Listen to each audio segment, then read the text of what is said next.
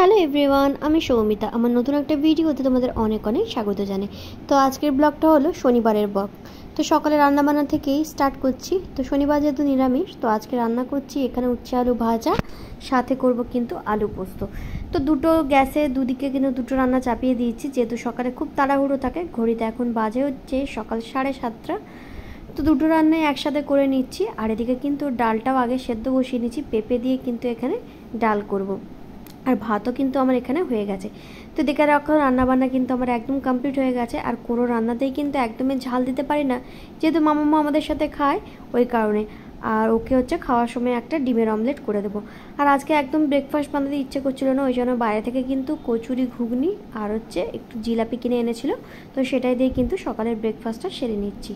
তারপরে মামামকে রেডি করে দিয়েছি, স্কুলে নিয়ে যাব বলে ওকে খাওয়া দাওয়া করিয়ে দিয়েছি। আর পুজো তো প্রায় চলেই আসছে, রোজই একটু একটু করে বাজার করতেই হচ্ছে, যেহেতু প্রচুর পরিমাণে ভিড় হচ্ছে। তো টুকটুক করে প্রত্যেক দিনই কিন্তু টুকটাক করে বাজার সেরে ফেলছি। এই যে মেয়েকে নিয়ে আমি বেরিয়ে পড়েছি, বাইরে কিন্তু বেশ ভালো আজকে রোদ দিয়েছে। তো মেয়ে দেখো আমার এখানে সানগ্লাস পরতে তো ভীষণ ভালোবাসে। তো এই যে ওকে নিয়ে যাচ্ছি এখন হেঁটে হেঁটে। তো ওকে স্কুলে দিয়ে আমার টুকটাক একটা কাজ আছে, সেগুলো সারবো।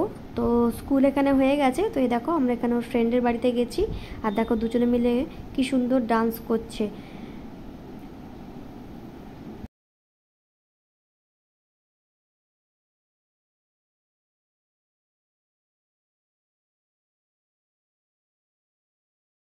তারপরে এখানে এদের সাথে কিছুক্ষণ সময় কাটাচ্ছিলাম। এই দেখো একজন আমরা আরেকজনকে পড়াচ্ছে, এরা দুজনে একসাথে থাকলে কত কী যে করে সত্যি দেখে। এই এখনই হচ্ছে প্রচণ্ড পরিমাণে মিল হয়ে যাবে, আর একটু পরে কিন্তু আবার ঝগড়া শুরু হয়ে যাবে। এই দেখো এখনই কিন্তু ঝগড়া অলরেডি শুরু হয়ে গেছে। তো বাচ্চারা তো এরকমই হয়, কিছু করার নেই। তারপর হচ্ছে বাবা মাকে নিয়ে বাড়ি ফিরে গেছে, ওকে খাইয়ে দাইয়ে ঘুম পাড়িয়ে দিয়েছি। আর আমিও কিন্তু এখানে লাঞ্চটা সেরে নিয়েছি। তো আজকে একদমই সিম্পল মেনু। আর খাওয়ার সময় কিন্তু আমি একটা পাঁপড় সেঁকে নিয়েছিলাম। পাঁপড় ভাজার থেকে আমার আবার পাঁপড় সেঁকাটা খেতে বেশি ভালো লাগে। তো লাঞ্চ টাঞ্চ করা কমপ্লিট হয়ে গেছে। তো মামাম ঘুমাচ্ছে, তো আমি ছাদে চলে এসেছি। ছাদে কাপড়গুলো মেলা ছিল, সেগুলো আর কি নিতে চলে এসেছি। এই কদিন তো প্রচণ্ড পরিমাণে বৃষ্টি হয়েছে, যে কারণে কিন্তু প্রচুর কাপড় কিন্তু ছিল। তো সব কাপড়গুলোকে নিয়ে চলে এলাম। তারপর হচ্ছে সন্ধ্যের দিকে একটু বেরিয়েছিলাম, টুকটাক কয়েকটা কাজ ছিল। আর চারিদিকে একদম আলোয় আলোকিত হয়ে গেছে, দেখতে এত ভালো লাগছে।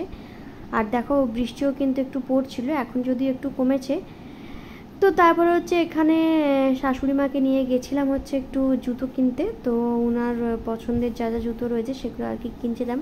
আর জুতোর দোকানে তো ভিড় এত পরিমাণে বেশি ছিল যে কিছু বলার নেই। তো এটা হচ্ছে রবিবারের সকালের ব্লগ। সকালের দিকে গিয়েছিলাম, কেন কি সন্ধ্যের দিকে এতটা পরিমাণে ভিড় হচ্ছে, ওই কারণে কিন্তু সকালে গেছিলাম। তো এখানে জুতো টুতো আমাদের নেওয়া হয়ে গেছে। তো তারপর হচ্ছে এখানে অটোর জন্য অপেক্ষা করছিলাম। এত পরিমাণে গরম লাগছে যে কি বলবো। আর বেশ ভালো মেঘলাও করে এসছে। আর ফেরার পথে না একদমই ভিজে গেছি। তো তারপরে আর ব্লগ করা হয়নি। রবিবারে দুপুরবেলা খাওয়া দাওয়া করে ঘুমাচ্ছিলাম। তারপরে সন্ধ্যের দিকে একটু হচ্ছে বেরিয়েছিলাম হচ্ছে ঠাকুর দেখার জন্য। তো এই যে বেরিয়ে পড়েছি একটু রেডি হয়ে। আর এখন প্যান্ডেলে কিন্তু বেশ ভালো ভিড় হচ্ছে। আর এই যে মামামও যাচ্ছে।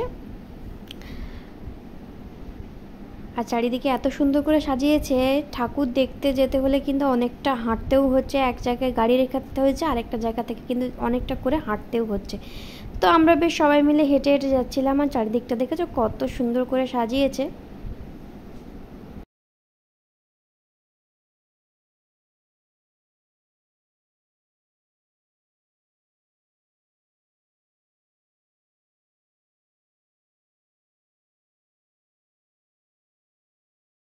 তো তারপর হচ্ছে মামাকে আর হাঁটতে দিইনি, যেহেতু অনেক ভিড় ছিল।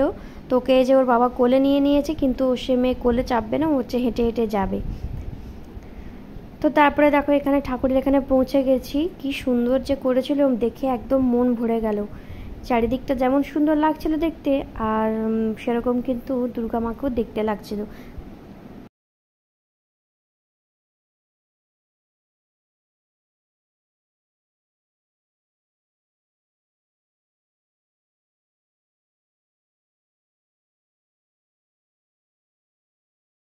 তো তারপর হচ্ছে এখানে আমরাও কিছুক্ষণ ছবি টবি তুললাম, এত ভালো লাগছিল দেখতে। সামনে অ্যাকচুয়ালি প্রোগ্রামও হচ্ছিল।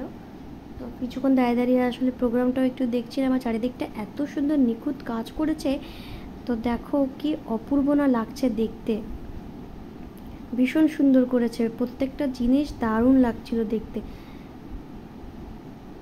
আমরা যেদিকে গিয়েছিলাম ভেবেছিলাম আজকে তো তৃতীয়া, মনে হয় খুব একটা ভিড় হবে না, কিন্তু না, ভিড় কিন্তু ভীষণ পরিমাণে ছিল। একটা জায়গায় বেশিক্ষণ দাঁড়ানোই যাচ্ছিল না। তো যাই হোক, ঠাকুরটা বেশ ভালোভাবে দর্শন করেছি। আর এখানে কিন্তু আরেকটা মূর্তিও করা হয়েছিল, তো মনে হয় এই মূর্তিটাকে কিন্তু পুজো করা হবে। তো প্যান্ডেলটা ভীষণ সুন্দর করে সাজিয়েছে, তোমাদের ঠাকুরটা আরেকবার দেখিয়ে দিলাম। আর আজকের ব্লগটাও এ পর্যন্তই রাখছি। কেমন লাগলো অবশ্যই জানিও, আর তোমরা কেমনভাবে দুর্গাপুজো কাটাবে সেটাও কিন্তু জানিও।